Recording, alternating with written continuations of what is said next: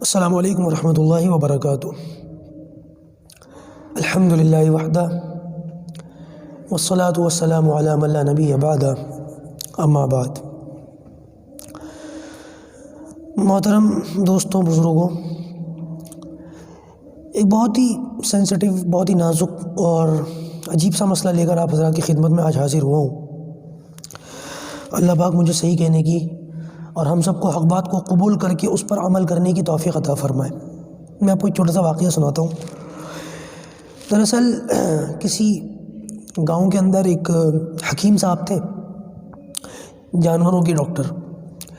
تو ہوا یہ کہ اس گاؤں کے اندر ایک شخص نے اونٹ پالا ہوا تھا، اور کچھ ٹائم گزرنے کے بعد اونٹ کے گلے میں گانٹ پڑ گئی۔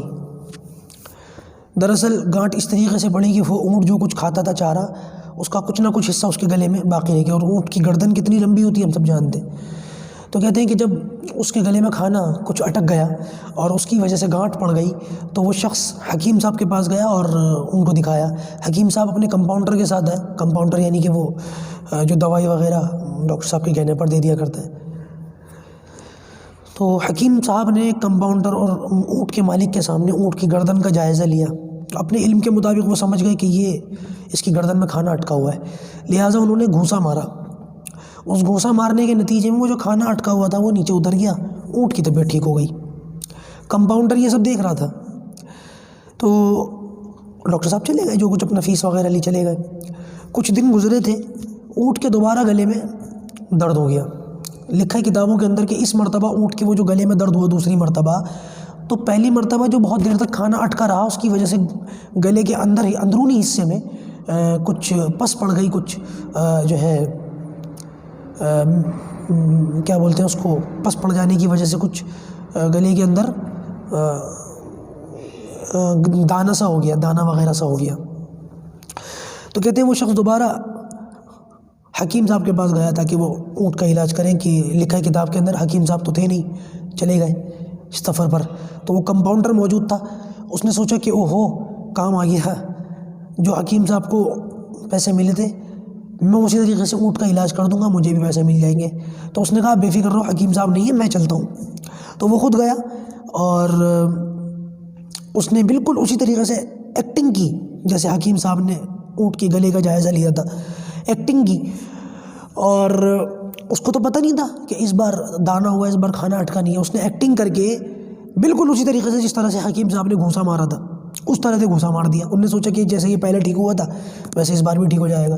علماء نے لکھا کہ اس مرتبہ اس کا جو دانہ گلے کے اندر تھا وہ پھوٹ گیا، زہر پھیل گیا، اونٹ مر گیا۔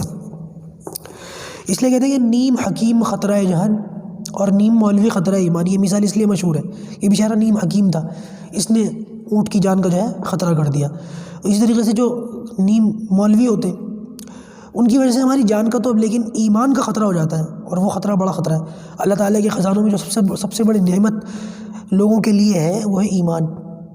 اگر بندہ ایمان سے محروم گیا تو بڑا مسئلہ ہے۔ اور اسی سلسلے میں ایک روایت ہے بڑی معروف ہے، اللہ کے رسول نے فرمایا کہ علم اٹھا لیا جائے گا۔ مفہوم حدیث کا علم اٹھانے کا طریقہ یہ ہے کہ اللہ تعالیٰ علماء کو اٹھا لیں گے، اور پھر لوگ جہلا کو پکڑ کے اپنا امام بنائیں گے، ان سے مسائل پوچھیں گے، وہ ان کو غلط مسائل بتائیں گے، خود بھی گمراہ ہوں گے، ان کو بھی گمراہ کریں گے۔ دراصل یہ جو تمہید میں آپ کے سامنے باندھ رہا ہوں اس کا ایک مقصد ہے۔ مقصد یہ ہے کہ جو لوگ مجھے نہیں جانتے میں بتاؤں، میرا خود اپنا تعلق پرانی دلی سے ہے۔ پرانی دلی پہاڑی بھوجلا کے ایریا میں رہتا ہوں، میری رہائش پرورش تعلیم سب وہیں ہوئی ہے، مدرسہ حسین بخش سے میں فارغ ہوں۔ بات دراصل یہ ہے کہ آج کل میرے جو پرانی دلی کے مقامی لوگ ہیں ان میں ایک بڑے معروف شخصیت ہیں حضرت جناب حافظ صبغت اللہ صاحب، میرے بہت اچھے دوست بھی ہیں، اور ماشاءاللہ علماء پر جان چھڑکنے والوں میں سے ہیں، کیونکہ میں خود ان کی ذاتی مجلسوں میں بیٹھا ہوں اور میں نے ان کے مزاج کو دیکھا، سمجھا، پرکھا ہے، جانا ہے، اور بڑے ماشاءاللہ دین کو لے کر بڑے حساس ان کا جو ہے مزاج ہے۔ اور چونکہ نجی مجالس میں بیٹھنے کی وجہ سے میں ان کو بہت زیادہ ڈیپ میں جانتا ہوں کہ ان کا مزاج کیسا ہے۔ اور ایک شخص کو جو اس ماحول میں رہتا ہے، پرانی دلی جیسے ماحول کے اندر، قرآن کا حافظ اور علماء کی صحبت یافتہ ہو، تو ظاہر سی بات ہے اس کے سامنے اگر کچھ باتیں غلط آئیں گی تو پھر وہ گوارا تو نہیں کرے گا اس بات کو کہ دین کے اندر اپنی جانب سے کچھ نہ کچھ باتیں پھیلا کر لوگوں کو گمراہ کیا جائے۔ ایک دیندار آدمی یا تھوڑا بہت دین کی حلال حرام کی جانکاری رکھنے والا جب اس کو کچھ باتیں پتہ چلتی ہیں کہ غلط ہو رہی ہیں تو پھر وہ ان کو پوائنٹ آؤٹ کرتا ہے. اس میں کسی کی ذات کی بات نہیں ہوتی. جب بھی کوئی شخص کھڑا ہوگا اور وہ لوگوں کو دین کے نام پر کچھ باتیں ایسی بتائے گا جو اس سے پہلے کبھی نہ سنی ہو نہ دیکھی ہو، اور لوگ ان باتوں کو یونیکنیس کے چکر میں ہاں یہ بڑی اچھی بات انہوں نے بیان کی، آج سے پہلے یہ بات ہم نے کبھی سنی نہیں. لوگوں کا مزاج بھی بڑا عجیب ہے.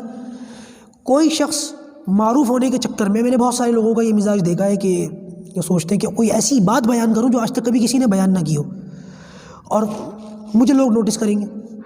اور لوگوں کا مزاج بھی ایسا کہ جب کوئی الگ سی کوئی نئی سی بات بیان کرتا ہے، اوہ دیکھو مولوی ملا تو یہ باتیں بیان ہی نہیں کرتے، بات تو اس نے بیان کی، دیکھو کتنا اچھا بیان کیا، کیا لچھے دار تقریر کری ہے. میرے بھائیو یہ چیزیں جو ہے نا عام طور سے انسان کو مروا دیتی ہیں. ایسے ہی کچھ ہو رہا ہے ہمارے یہاں، میں کسی کا نام لیتا نہیں، نہ میرا یہ مزاج ہے، لیکن یہ ہے کہ جب ایک بات کھل گئی اور لوگوں کے سامنے آ گئی تو پھر اب ضرورت اس بات کی کہ میں باقاعدگی کے ساتھ نام لے کر کے اس بات کو کہوں. ہمارے علاقے میں پرانی دلی کے اندر پچھلے چند سالوں میں ایک شخصیت ہے جو بڑی مشہور ہوئی ہیں، مولانا شکیل کر کے. میں ان سے کبھی ملا نہیں، لیکن یہ ہے کہ مجھے حافظ صبغت اللہ صاحب اور دیگر اور لوگوں کی جانب سے کچھ باتیں موصول ہوئیں اور سن کر بڑا افسوس ہوا اور دل کو تکلیف بھی ہوئی کہ مولانا کی جانب سے کچھ باتیں ایسی کی گئیں کہ جو لوگوں میں کبھی اس طریقے کی باتیں پہلے چلی نہیں. میں کہتا ہوں کہ ایسی بہت ساری باتیں ہو سکتی ہیں جو شاید سند کے اعتبار سے صحیح ہوں، لیکن جب تک لوگوں میں اس کا چلن نہیں ہوتا، لوگوں میں عام لوگوں میں وہ باتیں معلوم نہیں ہوتی، اور علماء بہت ساری باتیں عوام کو بتاتے بھی نہیں ہیں، اس لیے کہ عوام ہر بات کو ہضم کر بھی نہیں سکتی. مثال کے طور پر حضرت ابو ہریرہ رضی اللہ تعالیٰ عنہ سے مروی ہے، انہوں نے فرمایا کہ مجھے اللہ کے رسول صلی اللہ علیہ وسلم سے علم کے 2 تھیلے ملے، ایک میں نے تمہیں دے دیا، دوسرا اگر میں نے تمہیں دے دیا، دوسرا میں نے تمہیں نہیں دیا، دوسرا اگر میں نے تمہیں دے دیا تو تم مجھے مارو گے. تو بہت ساری چیزیں ایسی ہوتی ہیں جو علمی نکات ہوتے ہیں، وہ صرف علماء کی مجالس میں رکھے جاتے ہیں، علماء ان کو سمجھتے ہیں، ہر عام آدمی اس کو نہیں سمجھ سکتا. عوام میں بتانے کی کیا چیز ہے؟ عوام میں بتانے کی یہ چیز ہے کہ ان کو فضائل بتائے جائیں، ایسی چیزیں ان کے سامنے عرض کی جائیں کہ جس کی وجہ سے لوگوں کے اندر دین کا شوق پیدا ہو، جن کی وجہ سے لوگوں کے اندر دین کا جذبہ پیدا ہو. اب اگر میں لوگوں میں یہ باتیں بیان کرنا شروع کر دوں کہ بھئی حلیم مت کہو، دلیم کہو، تو ظاہر سی بات ہے کہ ایک بہت بڑا طبقہ وہ کہے گا ہو آج تک کسی مولوی نے یہ بات نہیں بتائی، کسی ملا نے یہ بات نہیں بتائی. واقعی یہ بہت بڑی بات ہے. اب ہوگا یہ کہ یہاں پر ایک جماعت آپ کی بات مان لے گی، وہیں دوسری طرف ایک دوسری جماعت جو ذرا مسائل کی نوعیت کو، باریکیوں کو سمجھتے ہیں، وہ کہیں گے کبھی دیکھو ایک نام کے بہت سارے، ایک لفظ کے بہت سارے معنی ہو سکتے ہیں، نام ہو سکتے ہیں. مثال کے طور پر مجھ سے ایک شخص کہہ رہے تھے کہ مجھ سے بھی کسی نے کہا تھا کہ حلیم نہ کہو، دلیم کہو. تو میں نے کہا بھائی کیوں؟ کہنے لگے حلیم اللہ کا نام ہے، اور جب ہم حلیم کہیں گے تو کوئی کہے گا حلیم جل گئی، 5 روپے کی حلیم دے دو، اور یہ اللہ تعالیٰ کے نام کی توہین ہے. حلیم جل گیا، اللہ تعالیٰ کیسے؟ اللہ تعالیٰ جل سے پاک ہے. تو میں نے کہا بھائی اسی طریقے سے اللہ تعالیٰ کے اور بھی بہت سارے نام ہیں، جیسے وکیل، ہائی کورٹ کا، سپریم کورٹ کا وکیل. تو ہم کہہ سکتے ہیں کہ وکیل مت کہو، دکیل کہو. ہم کہیں گے 2 نمبر کا آدمی ہے، وکیل بک گیا، تو اللہ تعالیٰ کے نام کے ساتھ بے حرمتی ہوگی. تو وکیل نہ کہہ کے جیسے حلیم کو دلیم کرا، ویسے وکیل کو دکیل کر دو آپ. ایسی جائیداد میں ملنے والا جس کو وراثت ملتی ہے اس کو وارث کہتے ہیں، وارث بھی مت کہو، دارث کہو آپ. تو ایسی بہت ساری باتیں ہو سکتا ہے کہیں نہ کہیں کسی درجے میں شاید یہ باتیں درست ہوں، لیکن عوام الناس میں ان باتوں کو بیان کر کے ملے گا کیا؟ نہیں، کتنے رکعت کا ثواب ملے گا، کتنے لوگوں کو نمازی بنا دیں گے ہم ان باتوں سے. بہرحال مسائل اور بہت سارے ہیں جو مولانا کی جانب سے چلے، بہت سارے مسائل ہیں. میں کسی کو کرٹیسائز نہیں کر رہا ہوں یہاں پر، کسی کو بھی نہیں کر رہا ہوں، لیکن مسئلہ یہ ہے کہ جب لوگوں میں اس طریقے کی باتیں آئیں گی، ایسے بیانات آئیں گے، تو لوگوں میں کشمکش چلے گی. اور بجائے ان حالات میں، اس نازک دور میں کہ برادریوں کے نام پر مسلمان ٹوٹے ہوئے، فرقوں کے نام پر مسلمان ٹوٹے ہوئے، تو یہاں ضرورت اس بات کی لوگوں کے اندر جوڑ پیدا کیا جائے. ان باتوں سے کتنے لوگوں میں جوڑ پیدا ہوگا بتائیے؟ اور ساری بات ایک طرف، اور ساری مسائل ایک ایک کر کے اگر میں ذکر کروں گا تو بات بہت لمبی ہو جائے گی.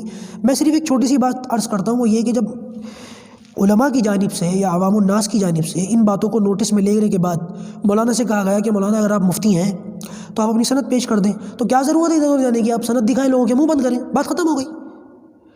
لیکن ہو یہ رہا ہے کہ فلاں مدرسے سے فارغ ہے. کون سا مدرسہ تھا جی؟ بند ہو گیا. اچھا اگر بند ہو گیا تو اس کے اساتذہ تو زندہ ہوں گے، یا وہاں پڑھنے والے طلباء تو زندہ ہوں گے. یہ ایسا تو نہیں ہو سکتا کہ میرے ساتھ پڑھنے والے جو طلباء تھے، جو 2-4 سال 10 سال کے بعد وہ لوگ بھی مر گئے، مدرسہ بند ہو گیا وہ بھی مر گئے. ایسا تو نہیں ہو سکتا. میں اپنی بات کروں، جیسے میں نے کہا میں پرانی دلی مدرسہ حسین بخش سے فارغ ہوں. آج بھی 10-11-12 سال ہو گئے، آج بھی 10-12 سال پرانے طلبہ ملتے، اپنے اساتذہ بھی ملتے، طلبہ ملتے، بات چیت بھی ہوتی ہے، حال احوال بھی پوچھتے ہیں، ایسا تو نہیں ہو سکتا۔ تو بندہ کہہ سکتا ہے ہاں بھائی میں اس مدرسے سے فارغ ہوں، یہ میری سند ہے، اچھا نہیں کوئی بات نہیں، میرے پڑھانے والے اساتذہ موجود ہیں، میرے ساتھ پڑھنے والے طلبہ موجود ہیں، بندہ کچھ تو بولے، کوئی تو جواب دے، کوئی تو رسپانس کرے، بجائے اس کے اور دوسری باتیں آتی ہیں جو مناسب نہیں ہیں کسی بھی طریقے سے۔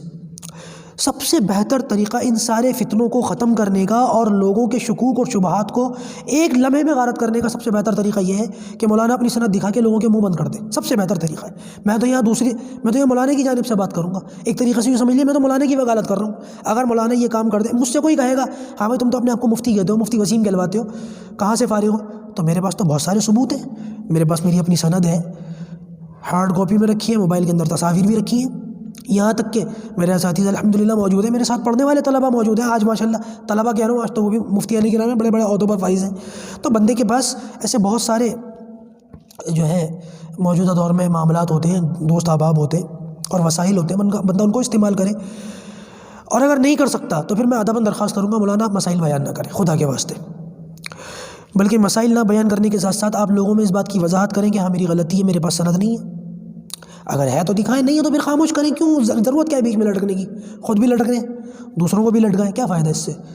اور یہ کہنا کہ علماء ہی کو میں سند دکھاؤں گا، ایک بات میں کھل کر کہوں، میرا یہ موضوع نہیں ہے لیکن مجھے کھل کر کہنا پڑے گا اس بات کو، پرانی دلی کے علماء کی حیثیت کیا ہے میں جانتا ہوں، میرے اکابر ہیں، میرے اساتذہ ہیں، ان کے درجے بہت بڑے ہیں، ان کے پاس وہ علوم کے سمندر ہیں، علوم کے خزانے ہیں، بہت بڑے بڑے، اللہ تعالیٰ میرے اکابر کو، میرے علماء کو میرے سروں پر بنائے رکھے، ہمارے دلی والوں کے سروں پر بنائے رکھے علماء کرام کا۔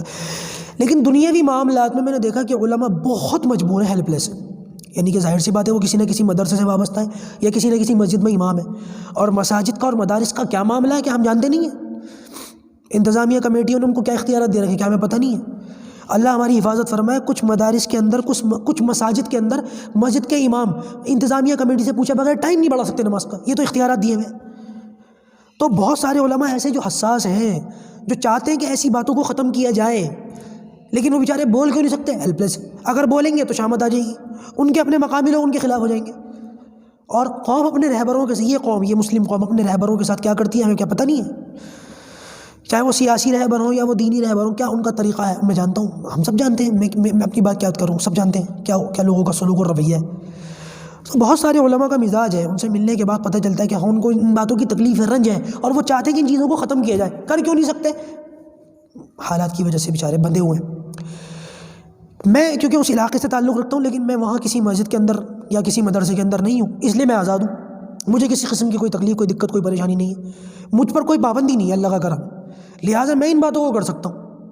اس لیے میں آپ سے کہتا ہوں مولانا کہ بنسبت حافظ صبغت اللہ صاحب کے، میں اپنی بات آپ کی طرف زیادہ توجہ کے ساتھ کرتا ہوں کہ میں آپ سے درخواست کرتا ہوں کہ جو لوگ اس طریقے کی باتیں کر رہے ہیں، نمبر ایک تو آپ ان کو اپنی سندیں دکھا کر خاموش کر دیں، سند نہ دکھائیں، آپ کو لگتا ہے آپ عالم دین ہیں، وہ ایک عوام ہے، تو ان کو اپنے اساتذہ سے ملوا دیں، اپنے ساتھ پڑھنے والے جو طلبہ اس زمانے کے تھے ان سے ملوا دیں، کچھ تو کریں، کوئی رسپانس تو کریں، کوئی بات تو بولیں، نہیں ہے تو پھر دوسری بات یہ آپ سے معتبرانہ درخواست ہے کہ وہ مسائل کہ جن میں لوگوں کو کنفیوژن ہوتی ہے، خدا کے واسطے ان کو بیان نہ کریں، اس چیز کے لیے ہم علماء کی صحبت اختیار کریں، علماء کو دیکھیں، اور اپنے جو ہے ماحول کے مزاج کو سمجھیں کہ آج کل کے ماحول کا مزاج کیا ہے، لوگوں کی ضرورت کیا ہے، اس ضرورت کو دیکھتے ہوئے بیان کریں۔ ایسے مسائل بیان کرنے کی کیا ضرورت ہے؟ حلیم دلیم مغرب کی اذان کے بعد جماعت سے پہلے 2 رکعت پڑھ، کیا ضرورت ہے ان باتوں کو بیان کرنے کی؟ کہیں ہوتا بھی ہے تو چھوڑیے نا، عام لوگوں کا مزاج نہیں ہے، وہ ایک نئی چیز کو سن کر ویسے ہی ہوپلیس ہو جاتے ہیں۔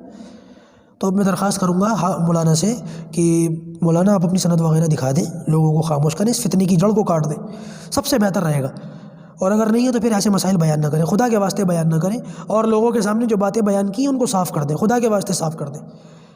کچھ کہنے سننے میں کوئی غلطی ہو گئی ہو، کوئی الفاظ ایسا نکل گئے، کسی کی دل آزاری کرنا میرا مقصد نہیں ہے، میں یہ چاہتا ہوں کہ یہ فتنہ ختم ہو، یہ جو باتیں ہو رہی ہیں نا یہ ختم ہو، اور لوگ اپنے اعمال میں لگیں، ضرورت اس بات کے لوگ اپنے نماز روزے کی فکر کریں۔ اللہ تعالیٰ ہم سب کو صحیح باتوں پر عمل کرنے کی توفیق عطا فرمائے۔ وآخر دعوانا الحمدللہ رب العالمین۔ السلام علیکم ورحمۃ اللہ وبرکاتہ۔